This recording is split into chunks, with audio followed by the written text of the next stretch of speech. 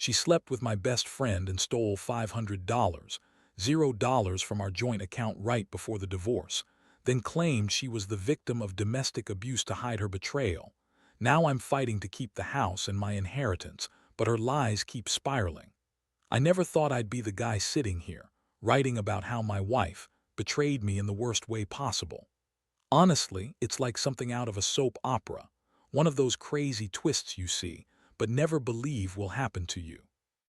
But here I am living it, the craziest part. It all started with little signs I brushed off at first, signs that now seem so obvious I want to kick myself. It started maybe 3 months ago. Had always been a bit particular about her phone. She kept it close, hidden, like it was a treasure she didn't want anyone to find. I noticed she'd take calls in the bathroom or hide her screen when I walked into the room. She'd brush off my questions, say she was just catching up with her sister or scrolling through social media. I didn't think much of it at first. We'd been married for 5 years and I trusted her, or at least I thought I did. Then things started to change. She was more secretive about money. She'd go out shopping and come back with bags I didn't recognize, or she'd suddenly start talking about investments and savings plans I'd never heard of. I figured she was just planning for the future, but something felt off. She was acting nervous, jittery even, whenever I brought up the bank accounts. One night I was lying in bed scrolling through our joint account on my laptop, something I did often just to keep track of expenses. That's when I saw it. The transfer of $500, $0, it was gone just like that. I stared at the screen in disbelief. $500,000, I couldn't believe it. It was our savings for the house, for the kids' college fund, for everything we'd worked for. Gone, and I had no idea where it went. I immediately checked the account details. The transfer was made a week before I noticed, right around the time started acting more distant. I called the bank, but they couldn't tell me who authorized it. That's when I started to piece things together. The timing, the suspicious behavior, the money, something was seriously wrong. That night I decided to follow her. I needed to see what she was hiding. I followed her to a fancy hotel downtown. She was in a room with a guy, some guy I didn't recognize. They were laughing, kissing. I saw her slip into his room, and I knew at that moment that my wife had been cheating on me with my best friend Jake. The guy she was with. Yeah, Jake, my best friend. It hit me like a punch to the gut. I was stunned. My mind spun. How long had this been going on? How could she do this to me, to us? And the money, what was she doing with it? The betrayal was so deep I felt like I was suffocating. I didn't want to jump to conclusions, but everything pointed to her lying, stealing, and betraying me right under my nose. The next day I confronted her. I found her at home, acting like nothing had happened. I threw the pictures I took on her phone onto the table. Her face twisted into a look of pure contempt. "What is this?" I asked, voice trembling. She looked at the photos, then at me, and scoffed. "Oh, so you've been spying on me now? That's real mature," she snapped.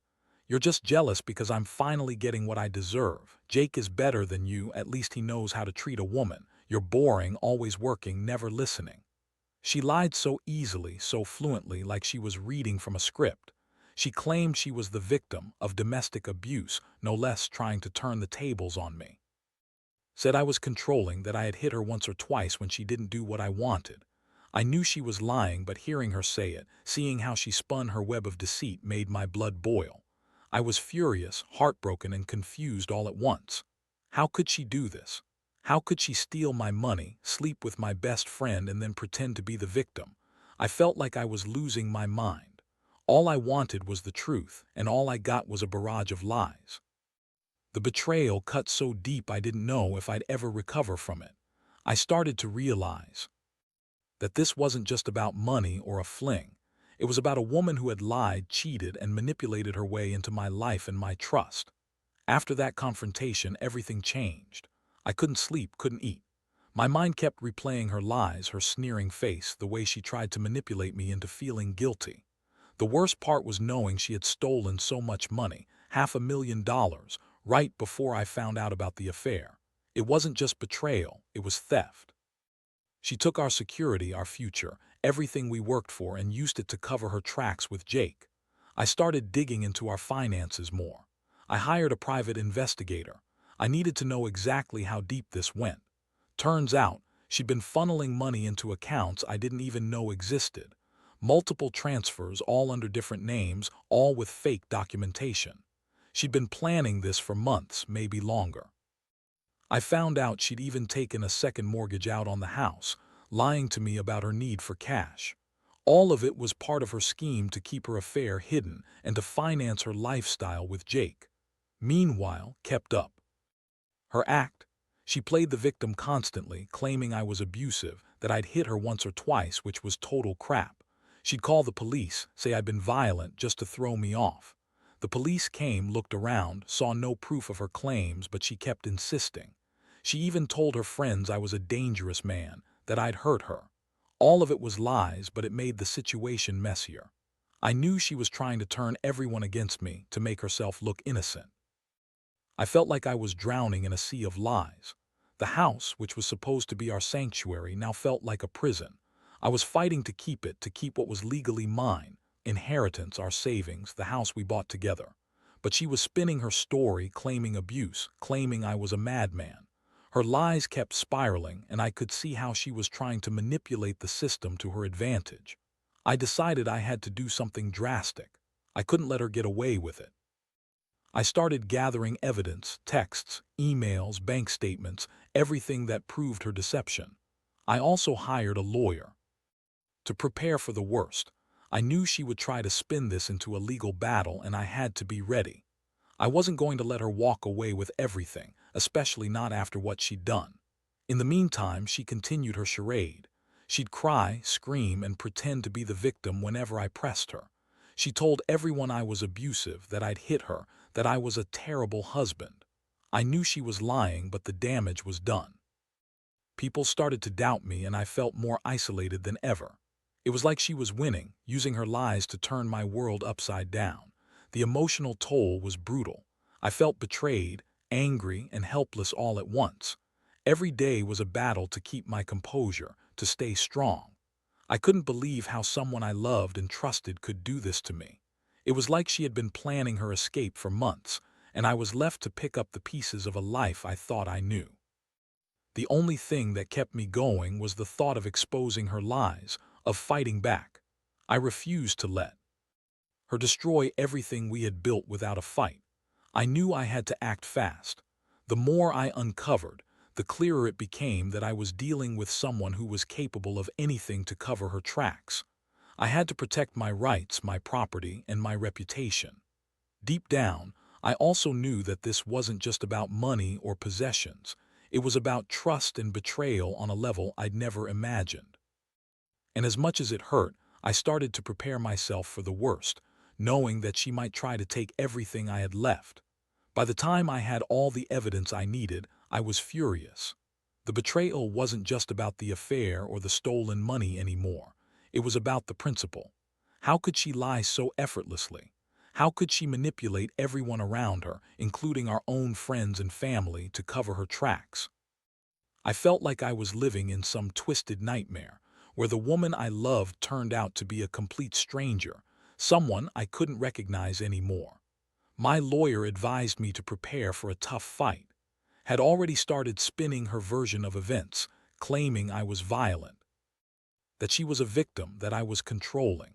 She'd even gone as far as hearing her own lawyer trying to spin her lies into a narrative where she was the innocent party.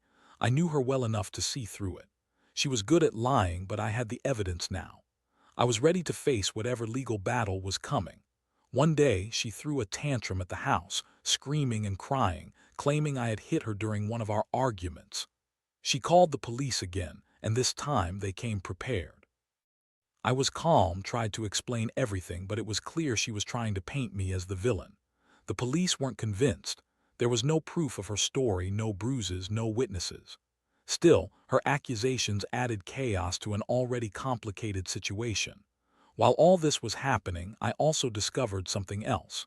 Had been secretly transferring money into her own accounts, even after I confronted her. She'd been planning her exit for months, maybe longer. I found emails where she talked about her escape plan, selling the house, moving to a different city, starting fresh with Jake. The more I uncovered, the more I realized she'd been manipulating me from the start. All that talk about being a victim, about how I never listened. She was just trying to cover her tracks, keep her secrets safe. I started to think about what I wanted moving forward. The house was still in both our names, but I was determined to keep it. My inheritance was also at stake, and I wasn't going to let her take that from me. I decided to file for divorce, not just because I couldn't trust her anymore, but because I saw no way to salvage what was broken. The emotional toll was immense. There were days I felt like giving up, days I wanted to scream at her and everyone else involved. But I knew I had to stay strong for myself, for the truth. The hardest part was watching her try to manipulate everyone around her. She called her friends, told her family I was abusive, that I'd lost control, that I was dangerous. She even tried to get a restraining order against me, another lie, another way to spin her story. I couldn't believe how far she was willing to go. It was like she was trying to destroy me piece by piece just to cover her own lies. Despite everything, I refused to back down. I knew the truth and I had the evidence to prove it. I also knew that her lies would eventually unravel. It was just a matter of time before the truth came out, and I was determined to be the one to tell it. I started preparing for a long, ugly legal battle, knowing she'd fight to keep the house, her reputation, and whatever she could get her hands on. I wasn't going to let her win that easily. In the meantime, I kept trying to hold myself together. There were moments I felt like breaking down, moments I questioned whether I'd ever trust again. But I also realized something important. I had to focus on myself. I had to rebuild my life piece by piece after everything she'd done. The betrayal was one of the worst things I'd ever experienced, but it also made me realize how fragile trust is and how important it is to pay attention to the signs before it's too late. I learned that sometimes the people you love the most are capable of the worst lies, and that you have to fight to protect what's yours, no matter how messy or painful it gets. By the time I reached this point, I was exhausted but determined. The legal process moved slowly, but each day I felt more convinced that I was doing the right thing. Was relentless, though. She kept up her act, crying to friends and family, claiming she was the victim of my supposed abuse. She even went so far as to fake injuries and pretend I had hurt her. I knew it was all part of her desperate attempt to sway the court and public opinion, but I had the evidence and I had nothing to hide. One day, I decided to confront her directly. I knew I couldn't keep pretending everything was normal. I called her out on her lies, her manipulation, her theft. I told her I knew about all her plans, about the fake accounts, the transfers, Jake. She looked at me with that same bitchy smirk, like she was proud of her deception. She spun a new story, saying I was just jealous, that I was paranoid, that she had been forced to do what she did because I was so controlling. Her words didn't even faze me anymore. I'd heard enough lies to last a lifetime. I told her if she wanted to keep pretending she was the victim, I'd let the courts decide. I also made it clear that I was fighting to keep the house, the inheritance, everything I'd worked for. Her face twisted into a sneer and she spat back. "You're just mad because I'm leaving with Jake and half your money. That's all this is." It was the moment I realized she was beyond saving. She didn't care about the truth, she only cared about herself. She thought she could manipulate her way out of everything, even legal consequences. But I wasn't going to let her get away with it. I had the evidence, I had the law on my side, and I had a resolve I didn't even know I possessed. In the days that followed, I watched her unravel further.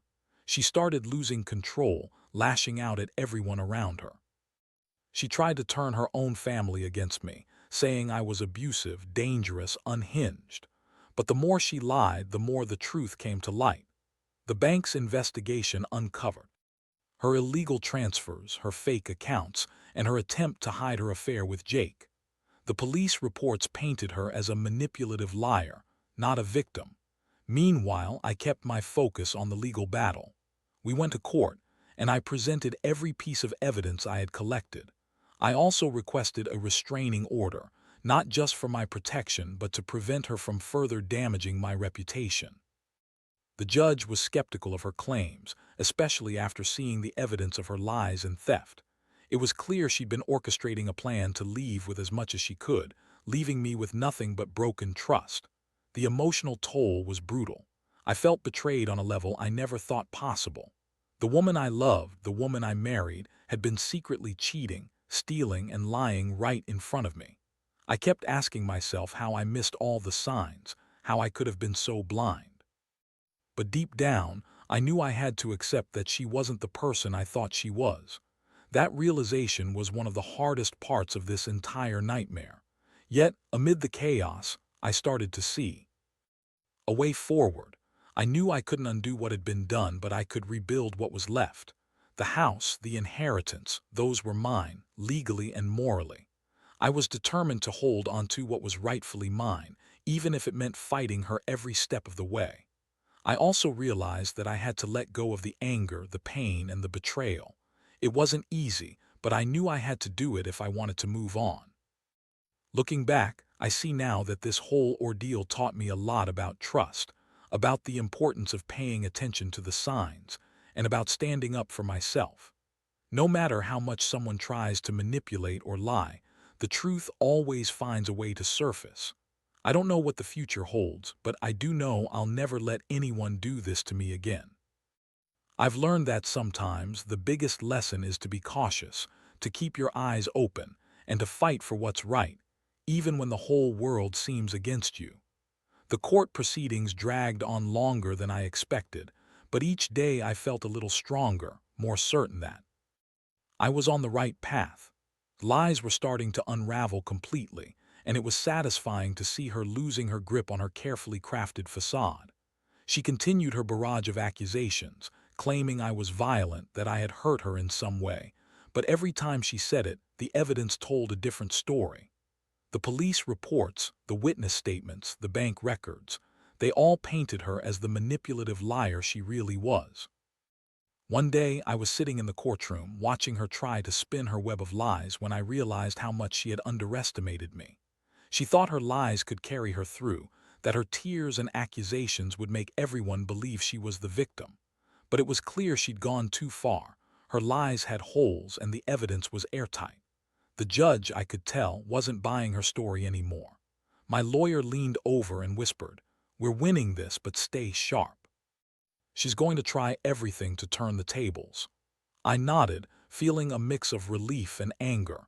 I knew she would keep fighting, but I was ready for it. I had everything I needed to get her out of the house, to secure my inheritance, and to finally put an end to this nightmare. Then came the turning point. The judge announced that, based on the evidence, claims of abuse were unfounded and her attempts to manipulate the court were evident. She looked stunned, her carefully planned lies crumbling around her. The judge awarded me full custody of the house, and I was granted the right to keep my inheritance. His face turned red with fury, but there was nothing she could do now. She stormed out of the courtroom, screaming and crying, still trying to spin her story. But I felt a strange sense of relief, even relief tinged with sadness. I had fought tooth and nail to protect what was mine, and I had won. The house was mine again, and I was finally free from her manipulations. I knew it wasn't over yet, but I also knew I had taken the first real step toward rebuilding my life. In the aftermath, I started to reflect on everything I'd learned. The betrayal, the lies, the theft, it all left scars, but it also opened my eyes. Trust is fragile, I realized, and it can be shattered in an instant. I learned to pay attention to the little signs, the sneaky behaviors, the sudden changes. I learned that sometimes the people closest to you are capable of the worst deception, and that you have to be vigilant. Most importantly, I learned that even in the darkest moments, you have to stand your ground. The fight to keep my house, my inheritance, and my dignity was brutal, but I did it. I didn't let her manipulate her way into taking everything I had. I fought for myself, my future, and what was rightfully mine. Now I'm slowly trying to put this all behind me. It's not easy, and I know I'll carry some of these scars forever, but I also know I'm stronger for having faced it. If there's one thing I want others to take away from this, it's that betrayal can come from anywhere, even the people you love most. But no matter how deep the wounds, you can survive, you can fight back, and you can come out the other side. You just have to be willing to stand up for yourself, no matter what. Looking back now, I realize how much this whole ordeal changed me. I thought I knew us, but it turns out I was blind to her true nature. The woman I married was a master manipulator, a liar, a thief, someone willing to destroy everything for her own gain. It's hard to admit, but I was naive, trusting her too much, ignoring the warning signs because I loved her. That love almost cost me everything. The aftermath has been I've spent months trying to rebuild my life piece by piece. The house is still mine, and I've managed to recover most of the inheritance through legal channels. But what hurts most isn't the money or the property. It's the betrayal. She wasn't just unfaithful. She stole from me in the worst way possible, then tried to paint herself as the victim. That kind of deception leaves scars that don't fade easily. One thing I've learned is that people are capable of incredible manipulation if they think they can get away with it. Trust must be earned and maintained, not given blindly. I also learned to listen to my instincts. Those little gut feelings I ignored in the beginning, they were right all along. If something feels off, it probably is. As for I hope she gets whatever help she needs. I don't wish her ill, but I do wish she'd face the consequences of her actions. I don't think she truly understands the damage she caused, not just to me but to everyone around her. Sometimes people like her only change when they hit rock bottom, and I hope she finds her way someday. For me, this experience has been a harsh wake-up call. I've realized how fragile trust is and how important it is to protect yourself. I've also learned that sometimes the only way to survive a betrayal is to fight back, to stand your ground, and to do what's right. I don't regret fighting for my house, my inheritance, or my reputation. It was necessary. I had to show her that she couldn't manipulate her way out of everything. Now I focus on healing. I've started seeing a therapist, and I've been reconnecting with friends and family who stood by me through this mess. It's not easy, but I know I'll come out stronger. Betrayal hurts, but it also teaches you resilience. It teaches you who your real friends are and what truly matters.